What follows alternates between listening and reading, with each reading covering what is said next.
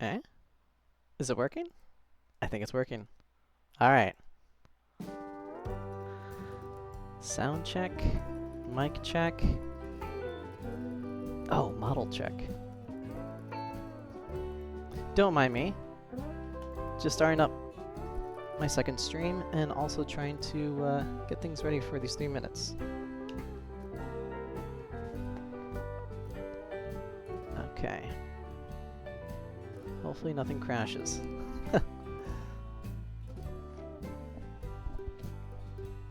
Test, test. 1, 2. Alright. Volume should be good.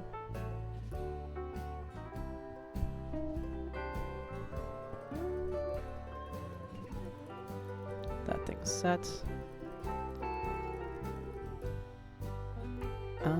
Right.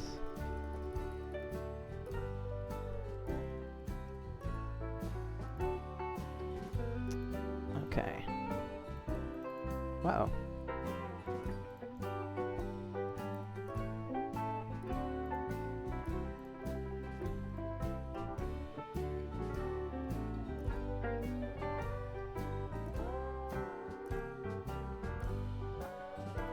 Wow, wow. Testing. Moving my face. Ah. Yeah. I like this. Wow, papa. A-E-I-O-U. Alright, now time to test the chat. Test. There it is. Hey! Okay. Have this in the background.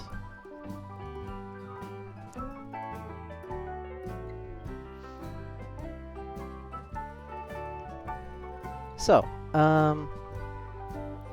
while this is still getting started, I guess I'll just talk a little bit. And I'm gonna do something different this time.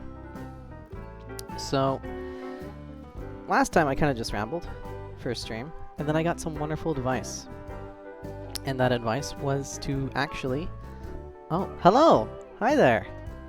Hey, I saw your message. That's really cool. Book buyer. Hi there, book buyer. Thank you for stopping by. So just to kind of explain what I'll be doing is that the idea of Vtutor 8 is actually just to kind of be a tutor, a math tutor. So if you have any homework that you're working on, or I guess writing assignments, I know the school year just started early. Feel free to, you know, ask away. And if you want, I even have this thing right here. Ooh, math, yeah, I know. But yeah, I have this set up here. What level? Ideally high school and college. Hopefully not like, I don't know, materials science. Yeah, it is very cool. Yeah, because a lot of people need help with math, and math is kind of boring. And again, no pressure if you don't need help with math homework right now. The plan was just to kind of go over, it's just to kind of talk about algebra today. So, you know, early level stuff. I'm hoping to start school in bookkeeping. Oh boy, that sounds fun. It's in the name. I see. Book buyer, bookkeeping. Nice. Is that like accounting? That kind of bookkeeping? Or like library bookkeeping? Sorry, I don't know the technical terms of that kind of stuff. But I also own over 3K books. Wow! That must be really heavy. No accounting bookkeeping. Okay. Got it. Yeah, accounting math is actually, it's really nice and easy. Because normally for like, where is it? Where is my tab? Normally for like I don't know, other kind of math, it's like, hey, solve for X. But for accounting bookkeeping is like, alright, you have X over here and you have Y over here. How do they equal each other?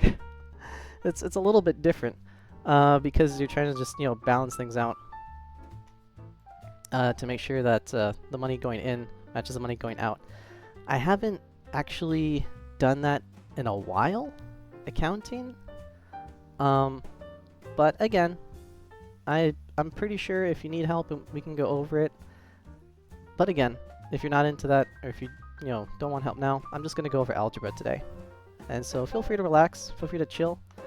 You're more than welcome to even spam the chat if you want, because it should be flying across the way. Assets equals liabilities plus equity. Yes, those are the technical terms. Yeah. And if I recall, let's see, liabilities are things that, oh geez, it's been a long time. Sorry, I'm blanking out a little bit. Liabilities are things that I think could lose you money. Equity is things that you have that are worth a certain value. Oh no, wait, that's assets, isn't it? Yeah, no, that's what an asset is. Liabilities are things you... Oh, yes! Okay, that's what it is. Sorry, I'm getting confused. Assets are things you own. Oh, thank you very much. Hey, this is wonderful. See, now you're teaching me. Ah, you should be the tutor. The owner's share. Yeah, that's interesting stuff. Okay. So let me check that out. Whoops. Assets, liabilities, plus equity. Ooh. Balance sheet is assets on the left and liabilities is equities on the right. Yes! Yes, that's what I recall. Yeah, and that's, I wonder, do they use new technologies? Because back when I did it, it was like Microsoft Excel for balance sheets. But there's newer programs too. I think, and debit left and credit right. Yeah, debit and credit. Those are fun. And it's practical too, right? This is stuff that you can use to actually build your own personal wealth if you want to. I think they use QuickBooks and Sage 50. QuickBooks, okay. Yeah, that's right.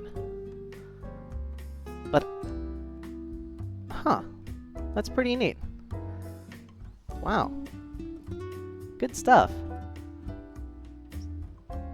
QuickBooks. Yeah, geez, sorry, I only took like one class in accounting, and it's been quite a while, so I forgot quite a bit. But, no, hey, this is fine. I'm glad we're engaging. This is much more fun than any kind of lesson plan I could have ever come up with. And also, again, I like to relearn stuff too, so part of the tutoring is also just to kind of remember how to do stuff, even derivatives. Derivatives. But that's important, you know? And besides, I'm just going to go over algebra. Basic elementary algebra, easy stuff.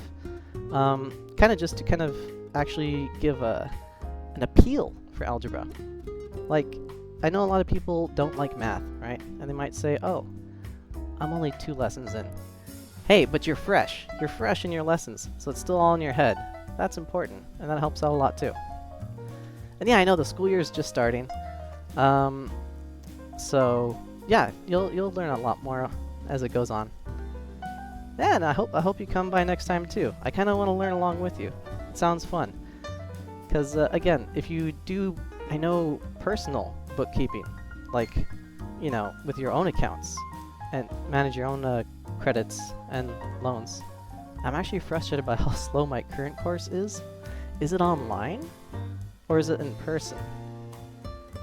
Just kind of curious, because I know that for some in the past, online classes, asynchronous. What's asynchronous? That sounds cool.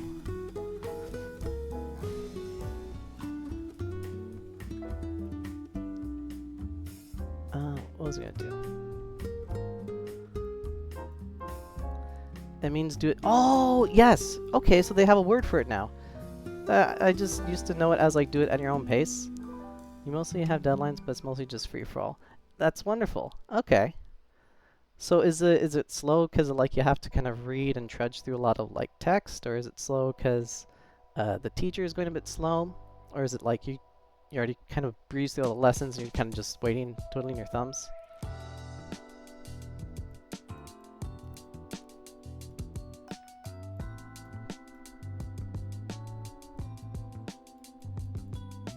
Yes, asynchronous and synchronous. Got it.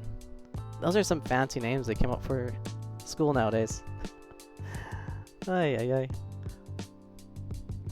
It's because all the lessons... Oh, I see. Yes, okay, so you can only complete up to a certain point, and then you gotta attend the lesson, and then, yeah, and then you kind of go at your own pace. I see how it is. Okay. A 6-week course. That's not bad. Hey, alright. It's not gonna be too long then. Yeah, you're gonna ace it just fine.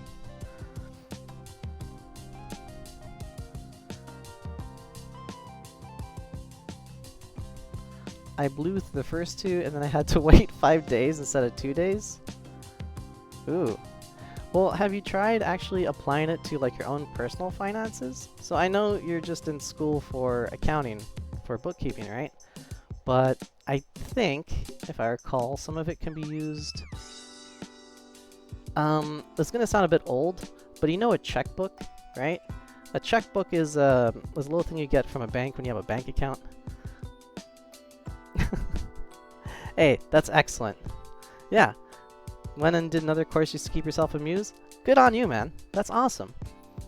And yeah, so a checkbook would actually have... Oh, hey! Okay, cool. Welcome to the 30+ club. So am I. And hey, it's great that you're going back to school at this age, because now you don't have like the stress or the... I don't know, the weird pressure, I guess, maybe you might have had, or I know other people would have when they're younger. But yeah, a lot of people I know at our age are going back to school, and they're not like freaked out about deadlines and stuff. Never finished high school and didn't go to college. That's okay. Everyone has their own path in life. Totes fine, man.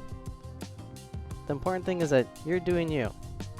And you're going into accounting, which is, I think, pretty big. There needs to be more accountants, and I think healthcare workers. I think those are the big fields that are kind of missing a lot of people. Yeah. So, good stuff. And the nice thing about accounting, too, is that it's actually a very flexible kind of position. So, say, for example, it is a very long-term career, and if you work at one place, you can take those accounting skills to another place or to another place. Oh, you're doing payroll! Oh, that's so wonderful. Yeah, I mean, okay. It's wonderful until things go wrong and then you stress out. It's great until it isn't. But yeah, hopefully you're doing the back-end payroll and not the front end of where, you know, people get mad at you and ask where's their money. The actual course I want to take is payroll and bookkeeping. Oh, nice! Oh, hey, thank you for the follow. Really appreciate it. And yeah, that's good stuff. Payroll. Right on. And yeah, it is a very long-term career, so you can go from like private to public to whatever place you want, and you can kind of hop to different job markets with those skills. So that's very excellent. It's very flexible too. It's a 2-year college diploma with a course. A co-op? Is that where you go into a 4-year? But that's cool. 2 years. Right on.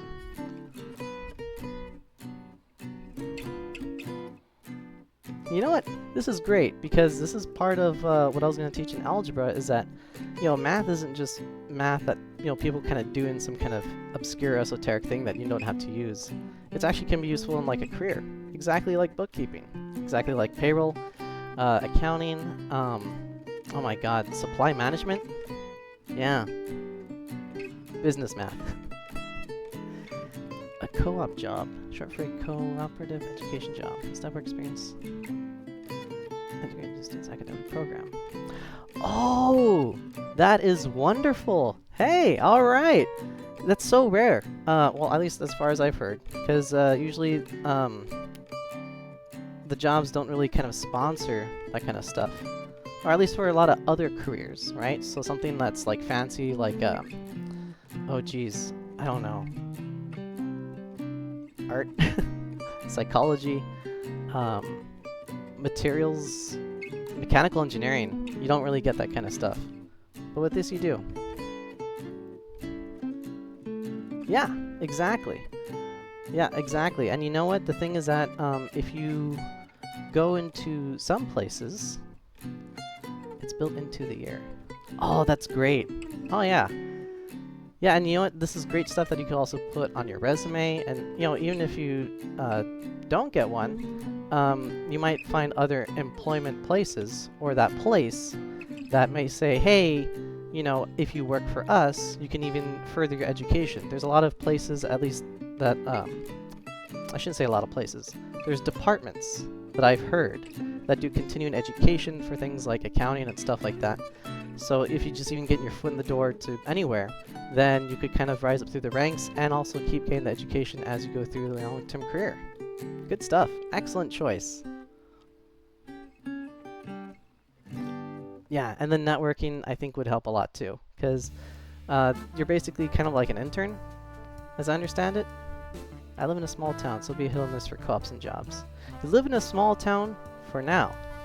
The thing about, you know, accounting is that how much do you need to be there in person?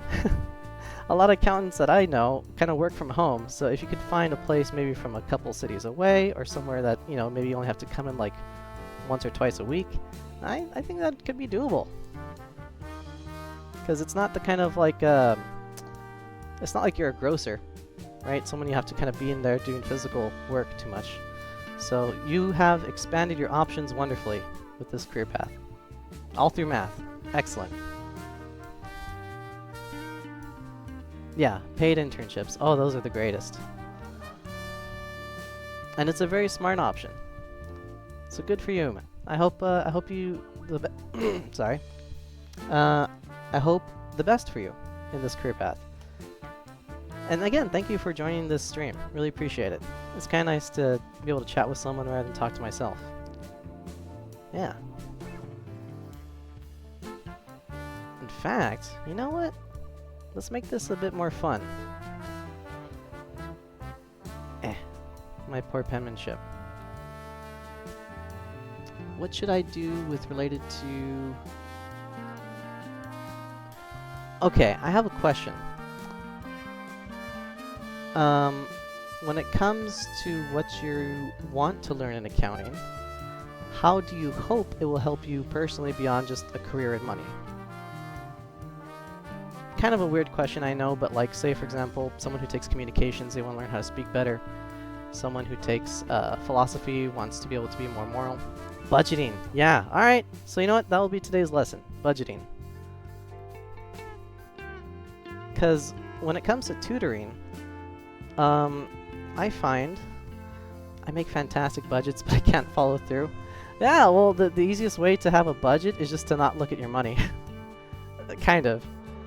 That's what I find. So, again, when it comes to tutoring, a lot of it isn't just like repeating the teacher and just kind of repeating the lesson or lecturing. It's a lot more about trying to find the practical, real case use of what they're learning, or try to, you know, make it personal and in a way that people can understand. So budgeting is fantastic. So let's say you have an income, let's start easy, of $100, yeah? And then you have to pay it out to all these different things. That's kind of how it works, right? You get money in and money goes out. And a lot of people think, oh hey, I want to get rich, I want to make lots of money. Well, there's two ways to do it, and I know this is kind of like simple basic stuff, but one of them is increasing the amount that you get and decreasing the amount that you spend. Again, I know kind of simple, but I'm doing this kind of preference because when I hear someone talk about budgeting, sometimes it's more about occasionally the money that goes out comes back in. Yeah, and I'll get to that. So let's go to retirement in a bit. But when it comes to making money, a lot of people think, oh yeah, I just got to get more money. I got to get a pay raise. I got to hustle. I got to work a second job. I got to do X, Y, and Z. I got to get this promotion. And that is a way to do it, and that is part of the whole process. But it's a piece. It's not the one and only solution. Because, in fact, there's a lot of people who make 6 digits, right? Lots of money, over, you know, 100, $300,000 a year, and they live paycheck to paycheck to paycheck. Because even though they increased the amount of money that they, made by a lot, they also tend to increase the amount of money that they spend by a lot. And yeah, a lot of poor financial decisions.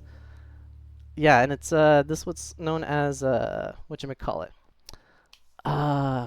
Lifestyle creep.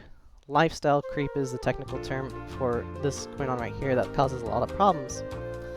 Wherein, let's say someone has kind of a poopy car. Yeah. And, they think, oh, I'm making a bit more money now. Now I could trade in my poopy car for like a hot new vehicle that's all nice and square. Silly, I know. But what happens is that you have to kind of actually do an analysis. That's what happens to lottery winners 90% of the time. Yep, they just blow it. They think they have infinite money. And again, that usually happens to lottery winners that also take the lump sum amount, because that's usually what's recommended. But if they do the one that's spaced out, then they get more in the end. But also maybe they still get that lifestyle creep and they're just living, lottery payout to lottery payout. Or even worse, someone finds out about it and they get into trouble with that person. I heard some pretty negative stories about lottery winners. It's very sad. But for here, with lifestyle creep, something that could help is actually just kind of, before anyone decides to buy a fancy new car, is to kind of do an analysis. And this is where you kind of are able to mitigate the amount of money that you spend, is just by kind of reevaluating what you think you need. So say, for example, you have a car that constantly needs repairs, right? And maybe you need to change parts and pieces. Let's say, I don't know, you need to buy like $600 of repairs a year. Let's see, I always said if I win the lottery, I will immediately split in half, using my earned interest as my income, and use the rest for lifestyle changes. Yeah! And again, half is a pretty good number. You could flex it however way you want. You could go half, 40, 60, 80, 20.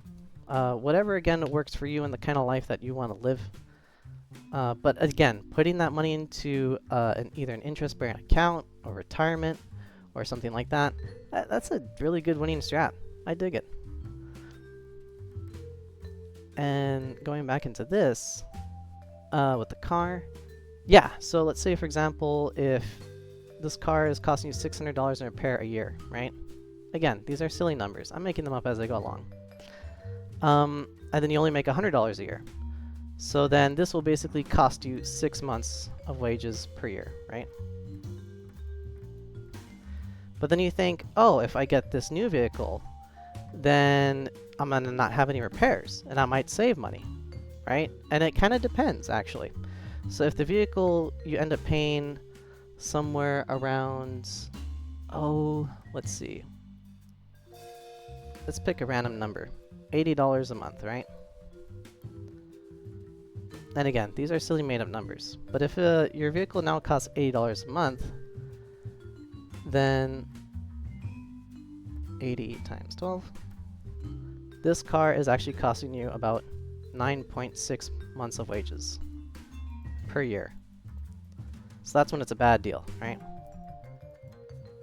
But if it happens to be a lot less and your car is a lot worse and it's costing $800 and this is costing maybe only $60 a month, then that's when the new vehicle starts to kind of be maybe the smarter option.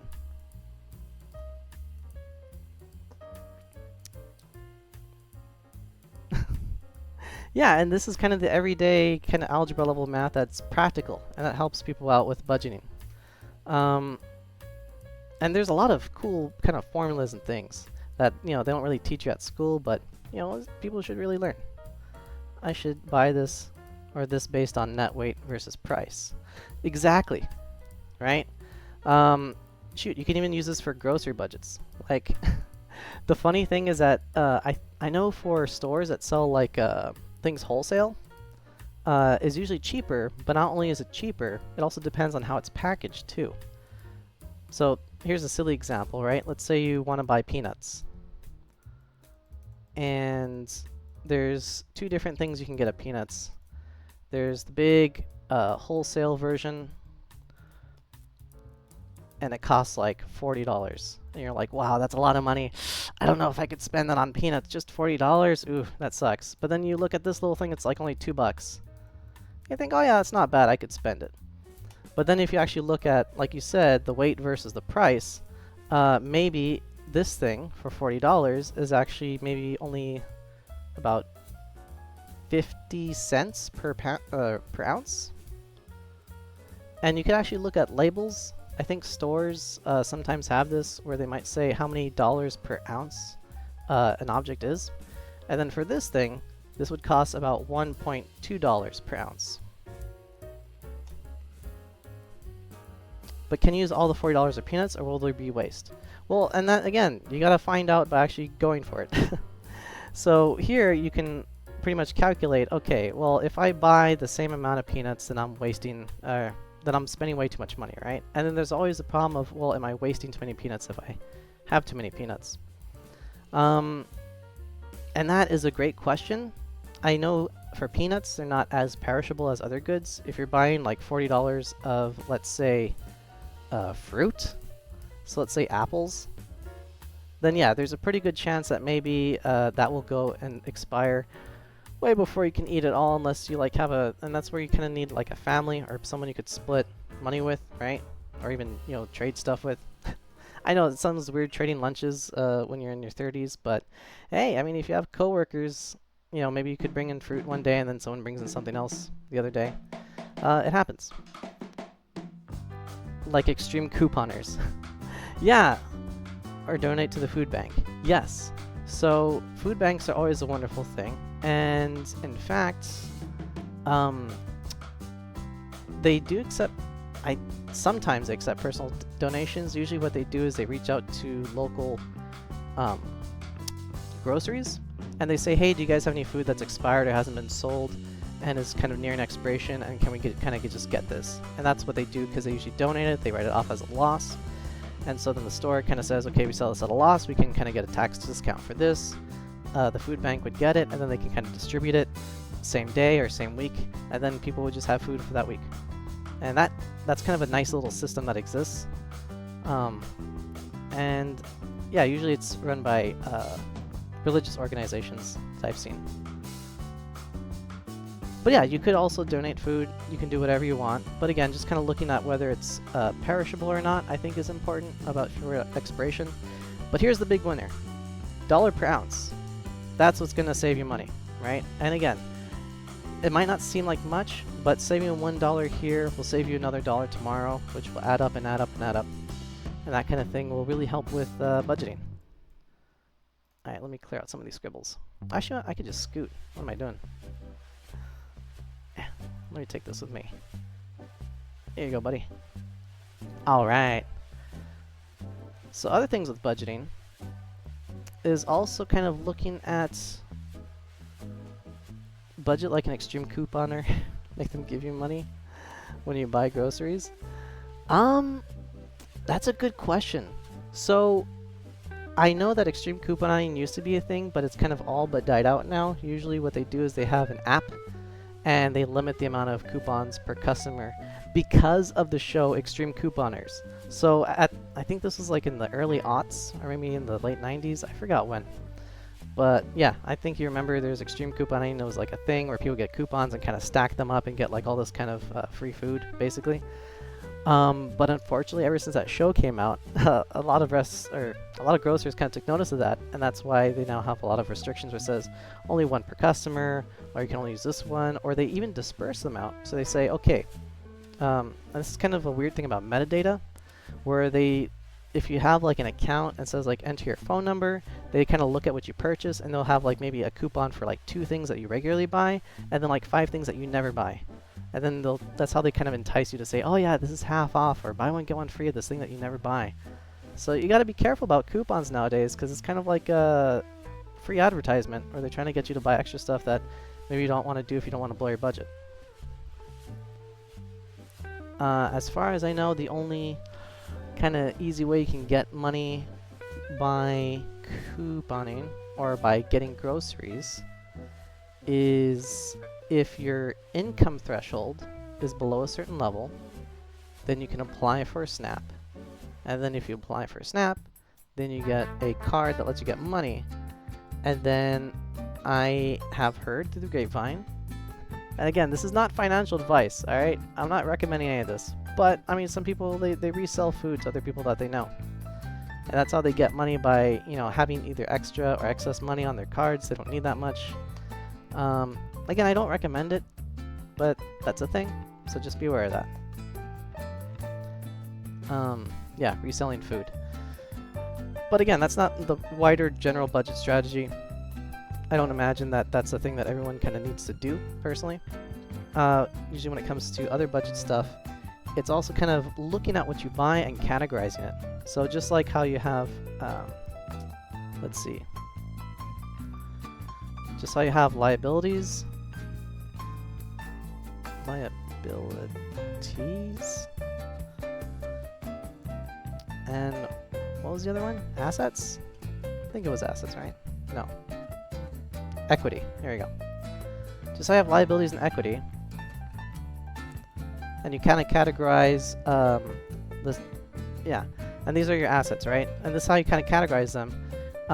You would also, for budgeting, at least categorize stuff into types of purchases. So you could look at, like, let's say food. I don't know. Transportation. Yeah, I remember. Assets are different. And yeah, sorry about the lag. It makes communicating a little bit different. There's food, transportation. What else? Savings. Oh, equity is more about how you're valued. Yeah, and equity is also like, let's say, is like liquid, like cash. That'd be equity, right? Or would that? I think so. Food, transportation. I don't think so. Really? I thought liabilities were things that you could like lose money on. So let's say like office equipment. Right, but let's say for example, okay, so assets, right? So there's two kinds, liabilities and equity. Equity I think would be cash that they would have on hand for the business. They might be things like, and these are basically like things that they hold, right? No, liabilities are things like loans and credits. Oh, that's right. Yes. Okay, I forgot. I'm thinking how equity can become a liability. Not in like the liability like technical sense, but like, you know, say for example you got a car and it's like a lemon. Like someone would call that liability.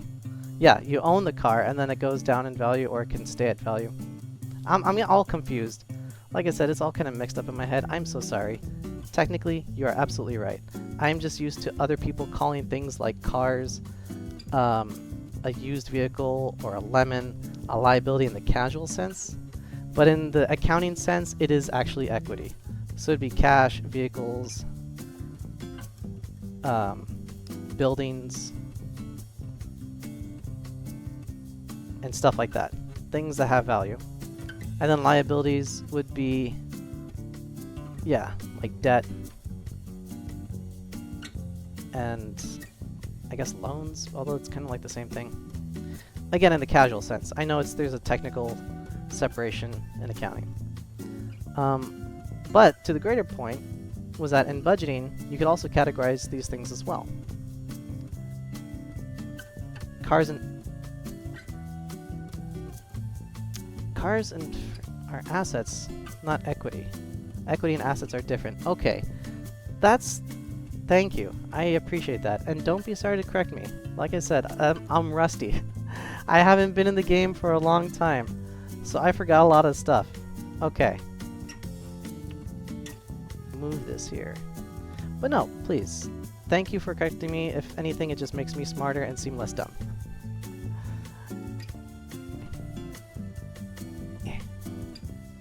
Let's move this over here. Alright, here we go. If you're interested, there's a free site you can learn some of this from. I am very interested in refreshing all this kind of stuff for accounting courses, because again, it's been a long time, at least for courses. but I have been taking classes on personal budgeting, which is again very different from actual accounting. This is more technical. This is more you have to balance the books. This is more you have to have spreadsheets report to the the tax man, and also just have it available. Oh my gosh, I think the last time I saw like actual like a whole thing of this kind of stuff was in like reading the lawsuit. Oh, okay, I'm sorry. I forgot that I disabled links in case someone's like linking something inappropriate. You could just tell me what to Google and then I'll look it up. Yeah, my apologies. So this is kind of like a more free-form stream, I guess, for older people, so I kind of expect some people might kind of mess with it and try to post inappropriate links or, you know, do other inappropriate things. Accountingcoach.com. Ah, that's sneaky. I like it. Okay, I'll check that out. Thank you. Yeah, you know, I'll look into it and see if I incorporate it more into next week's thing.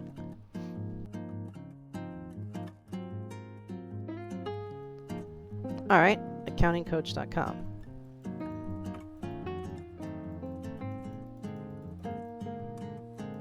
And again, sorry for my penmanship, but with a mouse.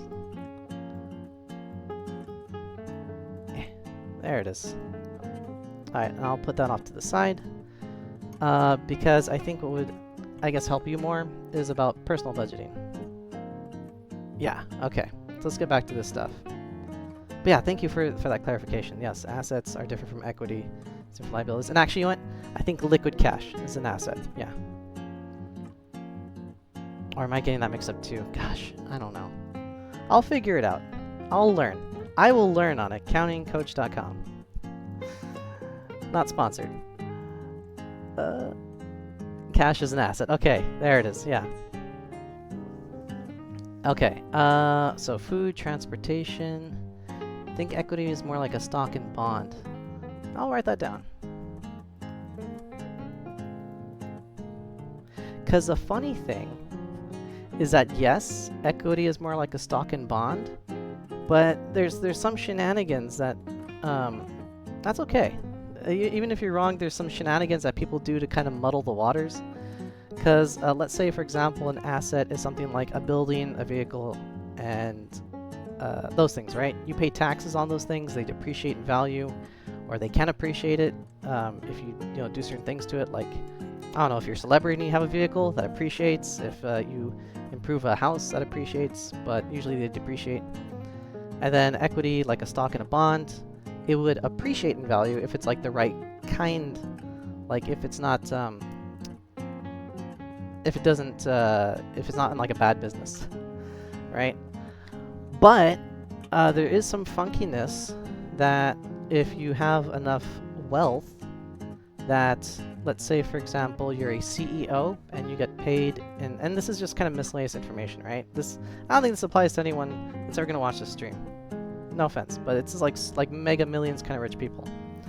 But what they do is they have stock options, and they don't get paid in cash. They don't really get paid in vehicles or buildings. They get paid in stocks and bonds. And then what they do is they say, hey, I'm going to go to the bank, and I would like to take out a loan against my stock and bond, so then I could get the liquid cash. Who knows, right? Maybe you'll account for, oh geez, what's a big business? Tesla? SpaceX? Amazon? Wally World? Yeah, Amazon. They're big business. Yeah. Okay, so for your mega million future self, right? Mega millionaire future self. What you would do is you don't want to get paid in cash. You don't want to get paid in anything. In fact, you want to make $0. So that way you could say that you're the poorest person on earth. You don't pay taxes. You could get SNAP. You could do whatever you want. You just say, I have no money, because you'll get paid strictly in stocks and bonds. And then what you're going to do is you're going to have so much wealth through these that you can kind of go up to certain banks or maybe institutions, like I think BlackRock does this, and then say, hey, I have all these stock options, but I'm looking to get money. Could I get a loan against my stock options, right? So that, if I default on my loan, then you get my stocks. And then they say, sure. And then they give you like a super low interest rate, because if you, let's say, for example, have like If you don't make a lot of income, if you have poor work history, then your credit score is kind of low. And normally, you know, you need to kind of save, you need to build credit, you need to take out loans, you got to pay them back on time and stuff like that to actually build up a credit score. But for someone like BlackRock, they say, hey, if you have enough money, we want your money. We don't care if you have a bad credit score. Here, take $5 million against your $5 million of stocks. We'll charge 2% interest rate. And, you know, come back to us whenever if you need more money. And that's how the millionaires do it. That's how they get cash without taxes, without any kind of worries. And then they could either try to, you know, sit on their other stocks and then, you know, resell the other shares that they have, which will be taxed. But then they could use that to repay the loans, or they could just never repay it and just live off $5 million for, you know, however long they want, and just kind of let it accrue, and let the people who deal with things at the end settle it, the executors. But yeah, that is a way to kind of finagle things where then you're treating an equity like an asset and you use it like liquid cash. So that's, again, there's the accounting math, which is, you know, very rigid, which makes sense, which is very categorized. And then there's like rich people math, which is just kind of, you know, totally different. Like a parking ticket, right? You would think, oh geez, I got like a $200 parking ticket for parking in a red zone. I was only there for a few minutes and my car is towed. Nah, if you're like a mega millionaire, $200 parking ticket, it's more like, that's just the cost of parking. It's like $5. Doesn't matter. I gotta park wherever I want. Again, the mentality is totally different. So, yeah. But that's not budgeting math. That's like pooping away money math. Budgeting math is where you gotta kind of look at food, transportation, things like investments, savings, savings, rent, yeah, mortgage, so housing, basically, insurance. I love it. Oh yeah, look at all these categories. Child pet care. And then what's the last one? Education? Education, debt.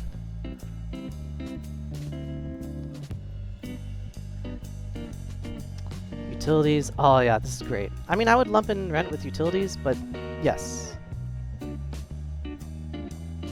Right. Because it's more variable.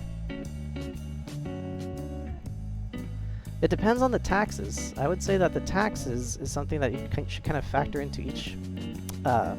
It's kind of like an add-on. So, you know, there's like there's taxes. Wait, did I just type debt? Education. Property taxes if you own. Kind of.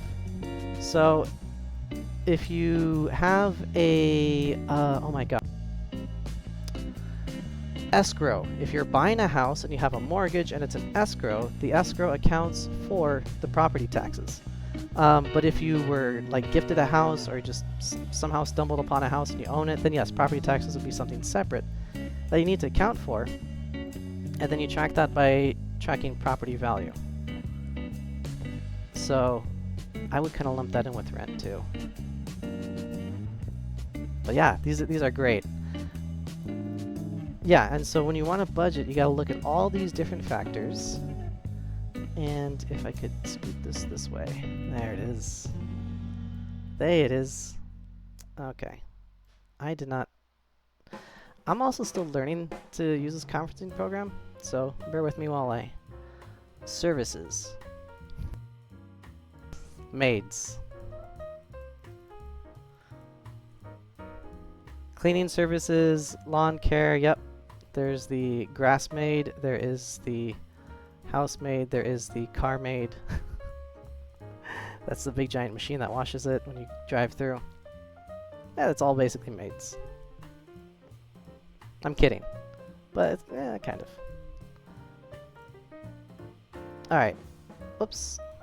So when you look at all these different things that you have to pay for, it's good to kind of have them this is more of a visual. But you really want to have the numbers. The numbers are what's going to save you. Kind of being able to look at how much is going to where and how important it is. But if you want to visualize it, you can kind of imagine them as kind of like bubbles. Like let's say, for example, for someone who doesn't save a lot, their savings might be a small bubble. But maybe, for example, they are paying a premium on insurance. That's a big one. Rent might also be a really big one. Investments, they're not saving a lot on that. Utilities, they might split it with their roommate, so it's not that much. House and food. Oh yeah, no, house and food are absolutely essential. I'm just saying that it varies between the person, right? Yeah. Yeah, everything is also optional to a point. Yeah, so like food, like if you have, let's say, I don't know, 10 roommates, right? Or something crazy like that. You probably only need to pay. But if you live in New York City, it might be quite a bit of food. Education, all these things you gotta imagine in little bubbles, at least visually, right? And practically, you actually want to have numbers. You want to have spreadsheets. You want to have like a hard tracking system. And a way you can do that is by looking at your bank account or however you pay for these things, right? So if you go to your bank account, you should have something like, let's say, for example, the last, I like to use 6 months. 6 months. Right? Of all the things that you spent in the last 6 months. 6. And then you go through each line item and then you just kind of categorize them.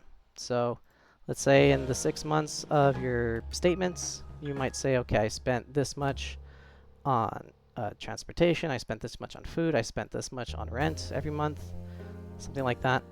And then that way you can kind of have like a clear picture. So then that way you might have something that says like rent for the first, second, third, ... And again, I'm going to use like imaginary numbers, right? Let's just make it a nice even 100. 100. Hey, that's great. Hey, you know what? Again, each of those categories is lifestyle creep. I know it's kind of weird to say, like, how's utilities and kids lifestyle creep? But it is, right?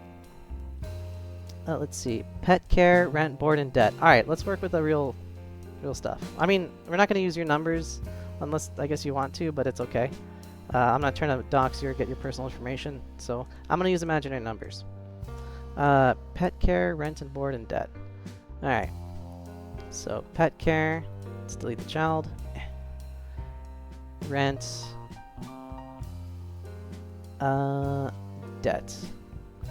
All right. So then, I'm assuming when you say you don't have transportation costs, maybe someone you don't have to worry about vehicle payments, but that also transportation costs would consider gas, repairs, or even bus tickets, right? Or even something like Uber or other kind of rideshare. So that would all be considered transportation.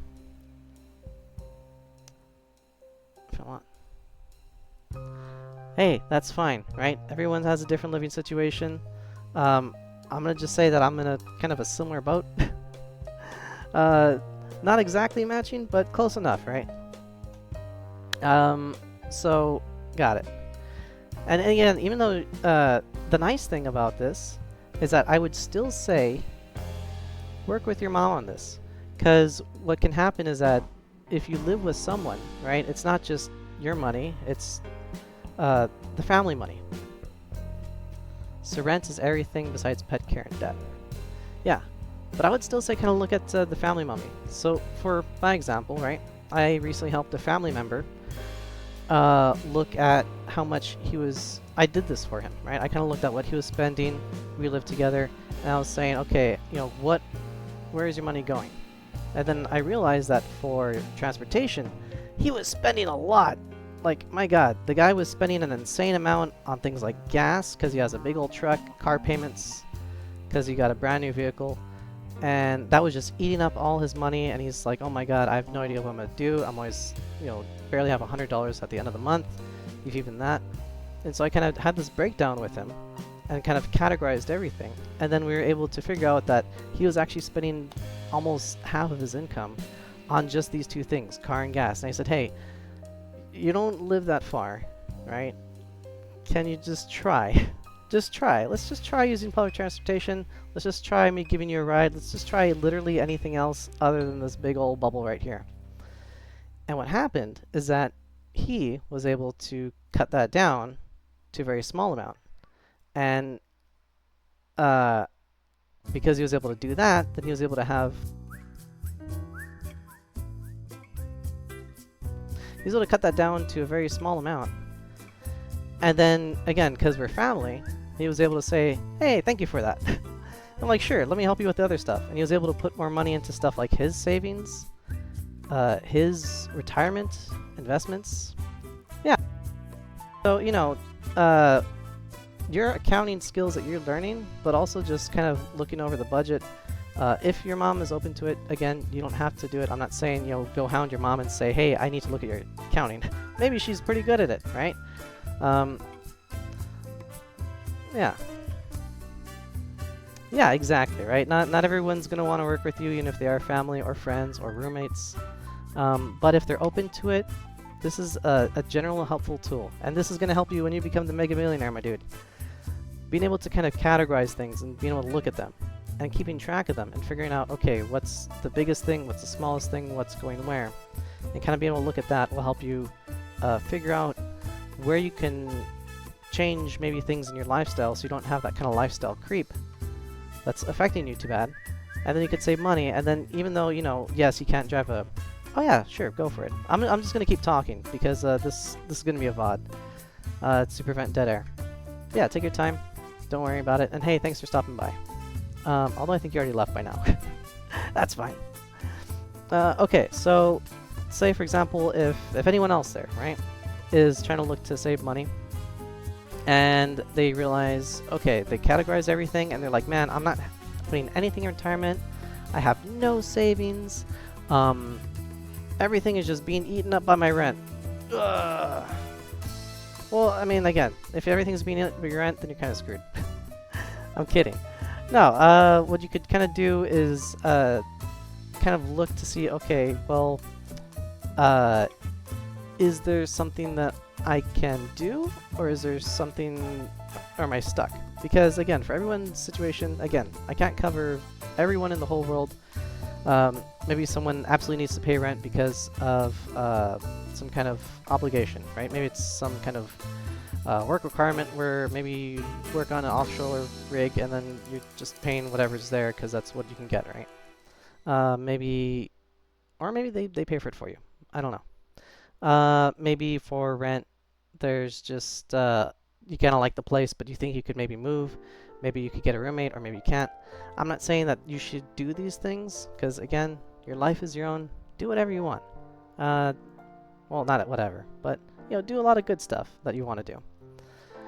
But it helps to kind of see that picture, because then you could think, okay, if I absolutely have to pay so much in rent, and everything else is suffering, and by everything else, I mean, you know, some of the big things that will help you in the future, like investments and savings. Then you kind of want to look at this bad category right here, which is debt. This is the killer. And to kind of really stress this, debts and investments are like the opposite. Well, no, they function exactly the same. One will get you, one will save you. So investments could be, again, things that actually, I would say education in a non-technical term, education is absolutely a fantastic investment, right? Education is a wonderful investment to have in yourself. More training, more skills building, heck, even going to something like employee development, right? Sessions, seminars, or just, you know, talking with people that you know, having someone kind of look over resumes. Silly things, right? Anything. Those are fantastic investments, but they're not cash investments. But you should definitely pursue those investments that help you out in the long term. But here I'm talking about like cash. Because usually debt comes in cashes, right? Usually when people talk about debt, it's like, oh, I owe so much debt. It's not quite like you owe someone a blood debt and you have to pay them back, and now you're like their indentured servant for life. No, or I mean, hopefully not. I really hope not. But by debt, it's usually things like, let's say, loans,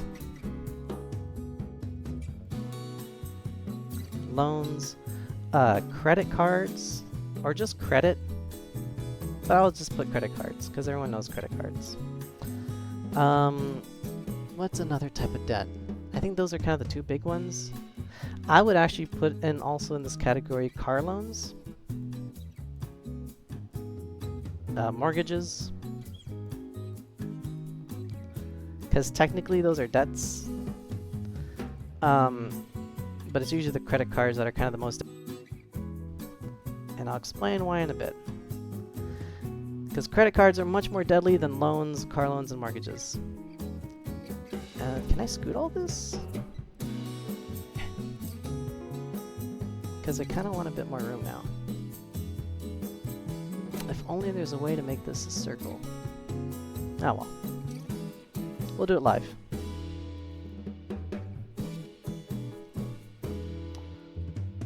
I forgot the T.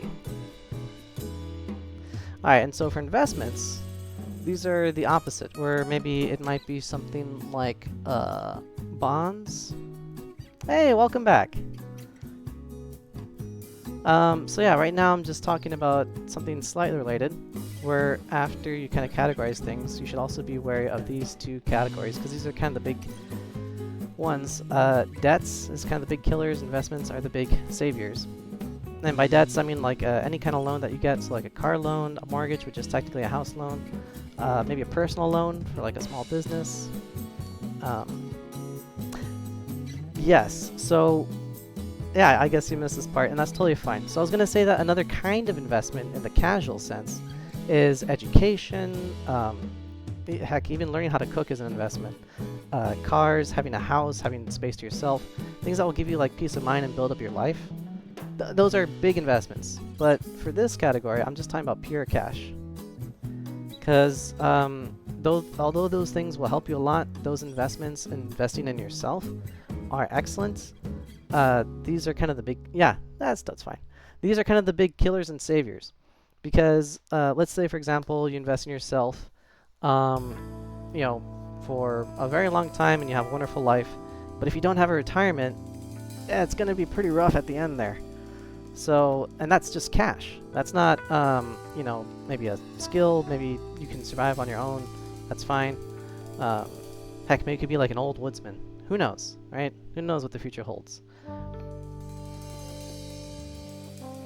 A lien or takeaway if you have a debt, that is also an investment.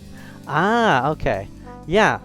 Yeah, if it's something that someone could put a lien on or take away if you have a debt, that is also an investment. Yes. And again, I think that's more the technical stuff, like liens and whatnot. Yeah, so car or house would be an investment, yes. And then you'd have to maybe sell it at hopefully a gain or maybe a loss. That'd be awful. But a toaster, not so much. Yeah. But yeah, this is kind of more like how do I put it? Everyday kind of budgeting stuff that I think would be more I guess relevant. Cause like who thinks about retirement a lot?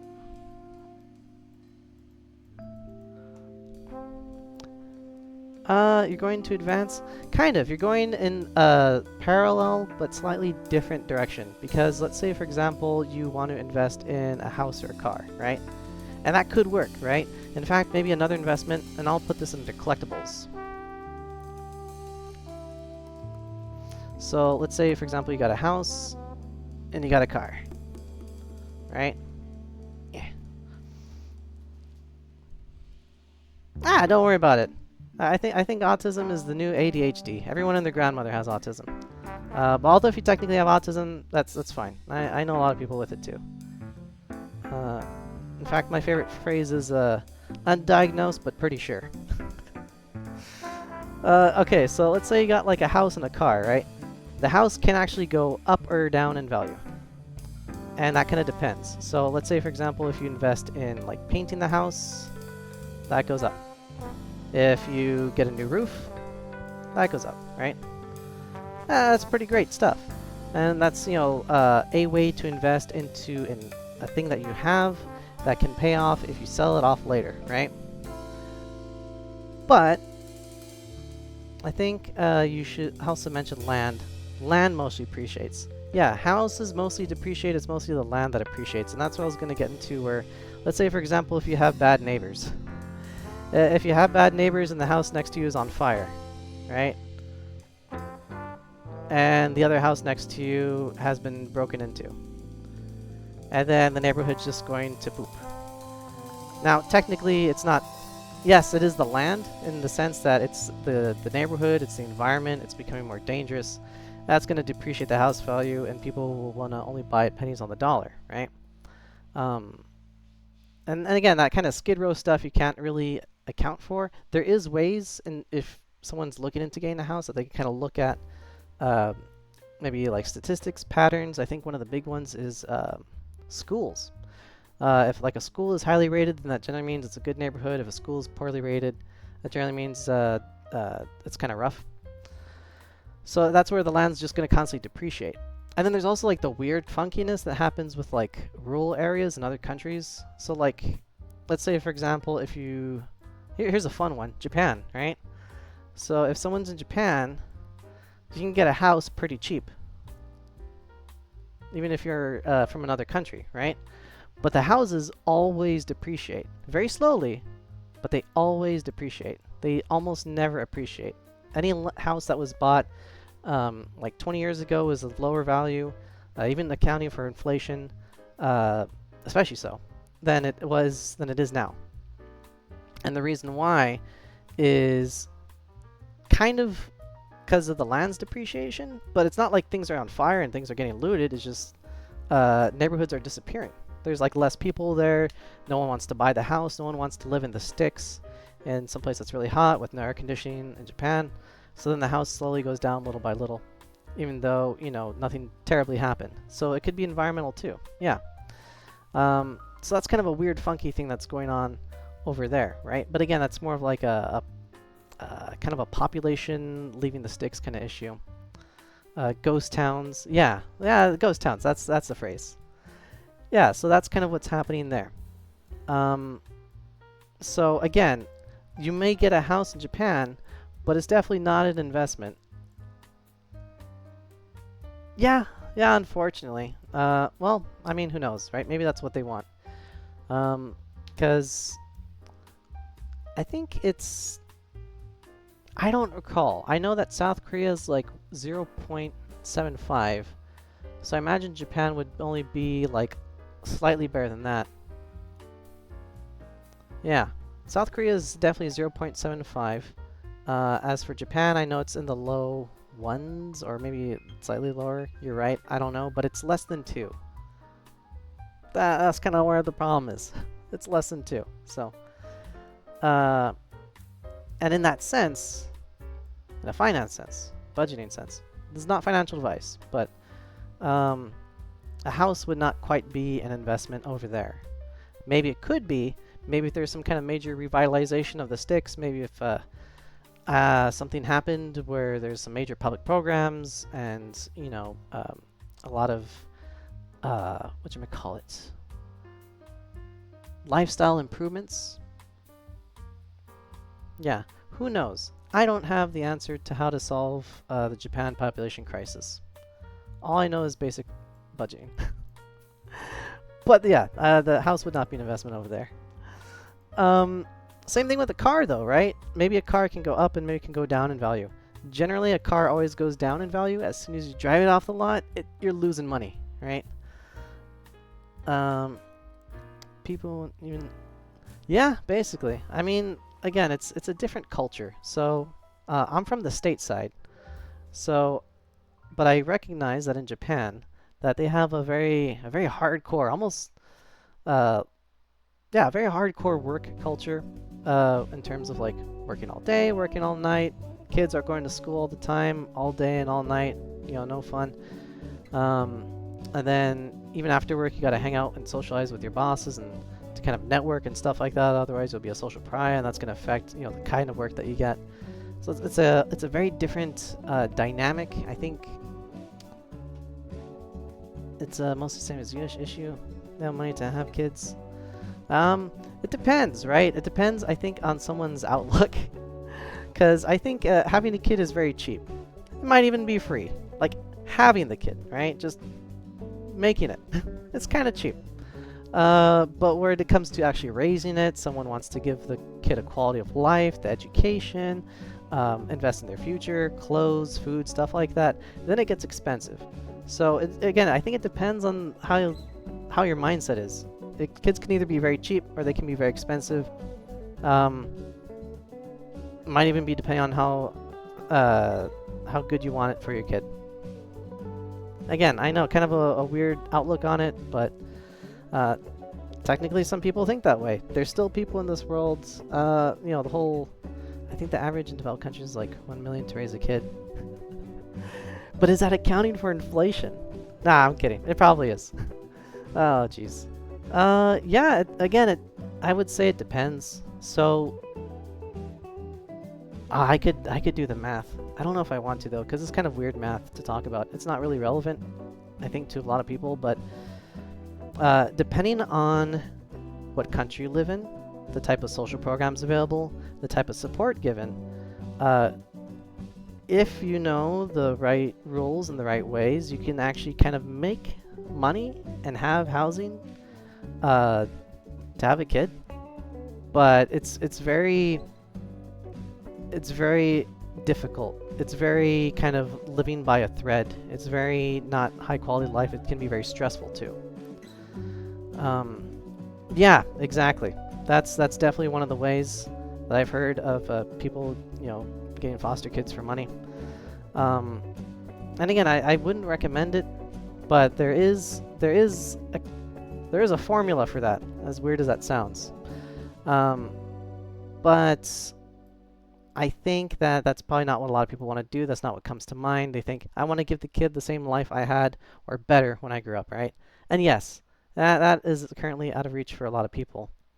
But to get to that place where you think, oh, okay, maybe I could have kids, maybe I could relax, maybe I could stop grinding so much.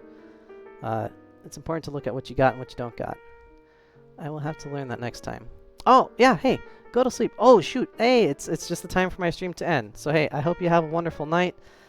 Thanks for stopping by. I really appreciate it.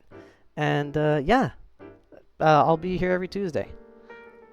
How do I do this? I think I switched here. Yeah, there we go. All right, have a good night. Thanks for coming again.